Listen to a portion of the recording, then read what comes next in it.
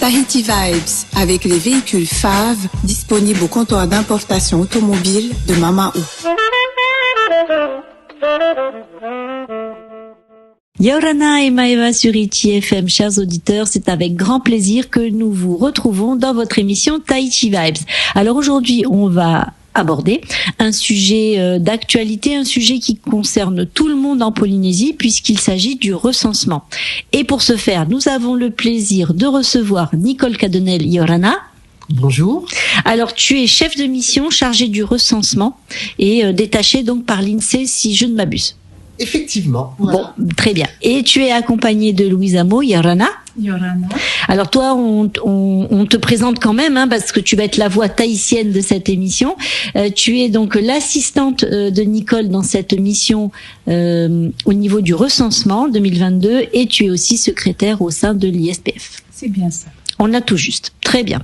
Alors je disais en introduction, c'est un sujet discuté qui fait discussion. Alors c'est super que vous soyez venus parce que les gens, je pense, se perdent. Et moi la première, en préparant cette émission, il y a une différence justement entre le recensement qui a lieu tous les 5 ans. C'est ça.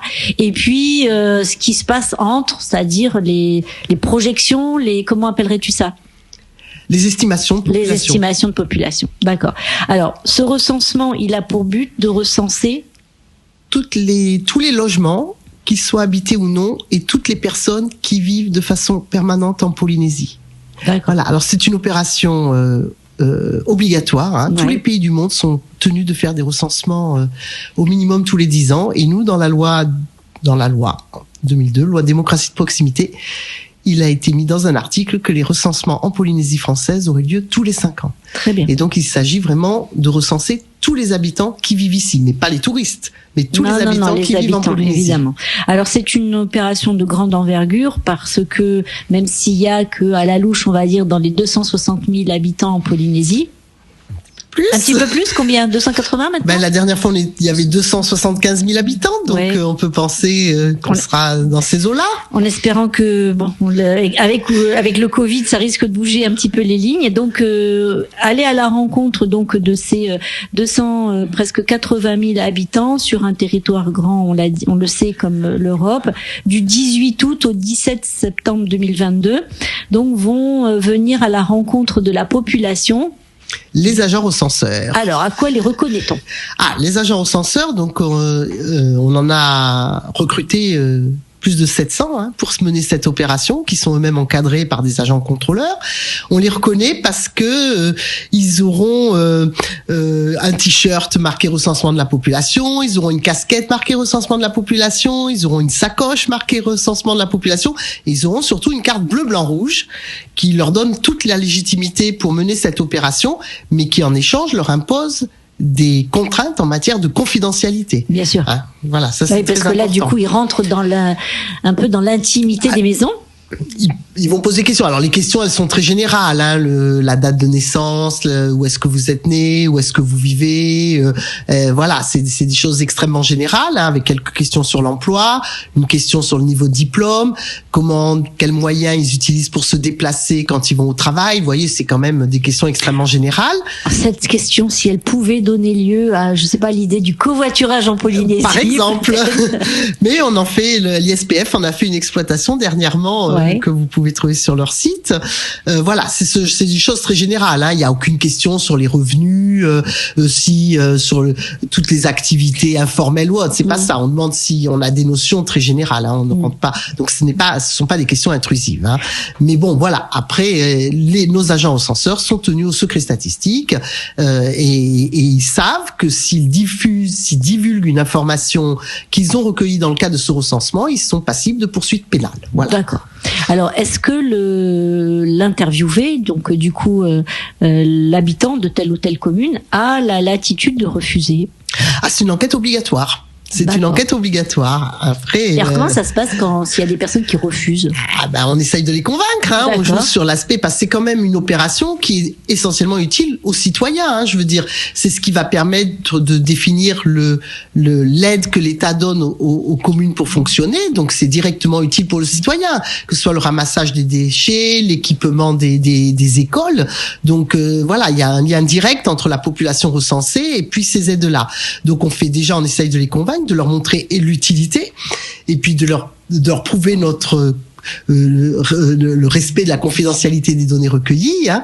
Donc voilà. Et puis si vraiment ils veulent pas, on peut aller plus loin. Voilà. Mais en Polynésie, ça se passe très bien et les gens répondent une fois qu'on les a convaincus et qu'on a convaincu de cette confidentialité, de cet anonymat des réponses, ça se passe. Oui, parce que c'est ça. Il faut quand même savoir que ça reste complètement anonyme.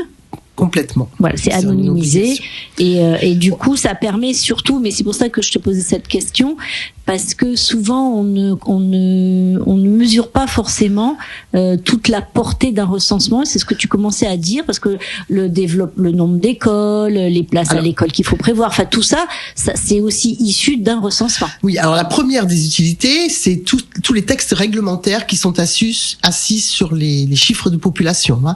Mais ça va du mode de scrutin aux élections municipales, de la rémunération du maire d'ailleurs. Qu'est-ce que je peux dire? Évidemment de la dotation pour fonctionner, mais aussi des pharmacies. Hein. Pour ouvrir une pharmacie, il faut un certain seuil de population. Il y a donc plus de 350 textes réglementaires et législatifs qui s'appuient sur le recensement de la population.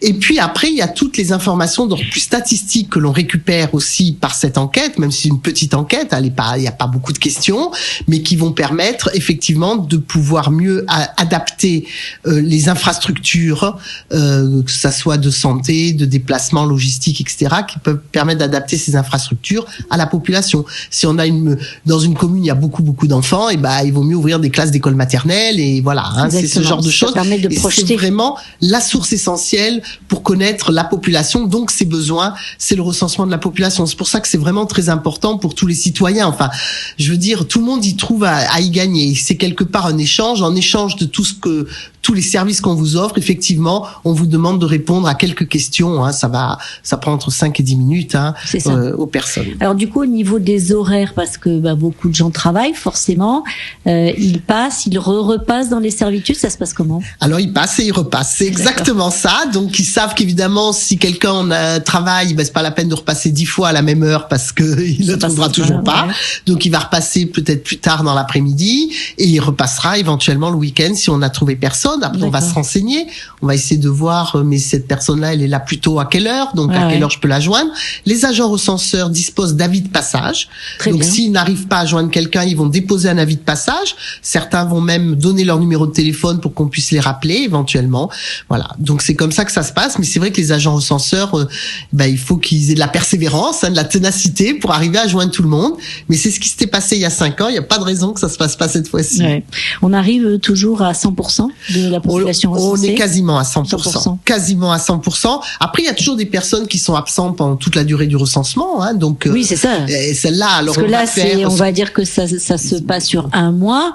Ça peut tomber pile poil au moment des vacances. Complètement. Mais dans ces cas-là, on va essayer de se renseigner pour voir si la personne, si elle existe bien, et on va, dans ce cas-là, on va la compter, mais on n'aura pas l'information statistique. Oui, puis la constitution de sa famille aussi. Voilà, on n'aura pas ces informations-là, mais on va quand même la compter. Mais c'est vraiment très marginal. En Polynésie, c'était la dernière fois moins de 1% de la population qu'on n'était pas arrivé à joindre. Ouais, puis là, c'est pile pendant la reprise de l'école, donc les gens sont revenus. Oui, c'est volontaire. Je me doute bien qu'au mois de juillet, ça va pas être aussi. Alors, il y a une seule personne dans le foyer qui est interrogée et qui donne les informations sur toute la famille. C'est ce qu'il y a de plus simple. D'accord. Mais éventuellement, si tout le monde veut répondre à son bulletin, parce que pour chaque logement, donc on va remplir un petit questionnaire pour la feuille de logement, avec quelques éléments sur le logement, l'accès à l'électricité, l'accès aux déchets, enfin l'évacuation des déchets, la collecte des déchets. Ouais. Voilà, on a quelques informations, l'année de construction, le matériau de construction, donc quelques informations sur le logement. Et après, il y a un questionnaire par personne résidant dans le logement. Voilà. Et là, il y a un petit recto verso pour chacune des personnes à remplir. Alors, ça peut être une personne qui remplit pour tout le monde si elle a les informations, mais si chacun veut remplir le sien, c'est possible aussi. Bien sûr. Louise, est-ce que tu nous ferais pas une petite synthèse déjà de tout ce qu'on a discuté en tahitien, sachant que quand même, ça, excuse-moi, hein, Louise, du coup, ce petit formulaire, enfin ce dépliant, il va être mis dans les boîtes aux lettres des gens ou pas ? Non. Pas tout le monde. On en a imprimé presque 30 000, hein, donc il va être distribué aux personnes qui posent des questions justement. Très bien. Voilà. D'accord. Non, mais c'est parce que je disais que il est en français et en tahitien. Voilà, c'est ce que je disais. Alors je te laisse la parole, Louise, du coup, pour résumer un petit peu ce projet qui est le recensement, qui va venir et comment ça va se passer. Yorana, e haamata te tai ora ahuir atira I te horuma o au no atete, te atu I te horuma hitu no te tepa. Te mau e te reatu ia, te mau rauti titorotoro, no te tai ora ahuir atira I roto I te mau tua whare atua. E tei ohia te mau utua whare atua, te noho te mau tua whare e nohia nei, ore nohia nei. Era te mau rauti e tomotu I roto I te mau tuawhare e taata te nhone I roto I tō rātou mau tuawhare. Mea whawh aroa te e mau pahonor a no te mau maemir a I te mau mateiti mua. Ini ane te parau no te apir a, ini ane te parau no te patur a I te mau whare rā au ane. E te rehera o te huir atira, te ni a atoa te whawh amone a te ho e oire. In e te rehir au tōna huir atira e whaanhohi ai tāna tapura fofu a te oire. Tini ato e te rehir a huir atira e rawe toahi ai te mero ap o a oire. E ini ato e te rehir au te huir atira te ofur a te ofur ahia te tawana oire atoa. Tini ato e te ie mō tapura hupa e mea fofu aroa te tei ur a huir atira no te ho e whenua. Ok.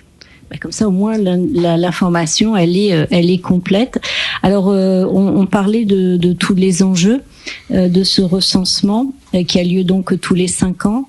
Il y a un message à faire passer justement à la population, que ce soit en français et en tahitien, sur justement l'accueil à réserver à ces personnes qui vont venir à votre rencontre. Voilà. Alors le recensement, c'est quelque chose d'utile pour tous. C'est quelque chose de sûr parce que vraiment on protège les données individuelles. C'est quelque chose de simple, hein, on répond à des questions et s'il vous plaît réservez le meilleur accueil possible aux agents recenseurs. Voilà, c'est le principal message. Exactement. Tenez vos chiens en laisse quand ils frappent à votre porte. C'est pour vous. Le recensement, c'est pas pour nous, c'est pour vous. Alors c'est vraiment ça, je pense, le message important. Il faut bien comprendre que le recensement est là pour servir la communauté, justement dans les années qui vont suivre et les besoins de la population. Hein. Et si je peux rajouter quelque chose, je veux dire ces données-là, elles sont traitées uniquement donc pour faire des populations à des fins statistiques, mais elles ne sont jamais communiquées ni aux mairies, ni au fisc, ni à la CPS. C'est vraiment extrêmement surveillé tout ça. Voilà, c'est exactement, c'est très cadré, très confidentiel. À toi, Louise. Alors te ur ahuir atira mea fofu aroa ia no tātou atoa. E ai te roato te mo parau tauto e aparau e te rauti titorotoro. Ai te roato te e mo parau ai te rato e puhara I te orara au te tata. Mi te mau matheiti atoa o rawahia te mo te ur ahuir atira. Mi te matheiti maha horu maono. Ai te aho e tata I whaatutehia ene no ruto I te tei ur ahuir atira.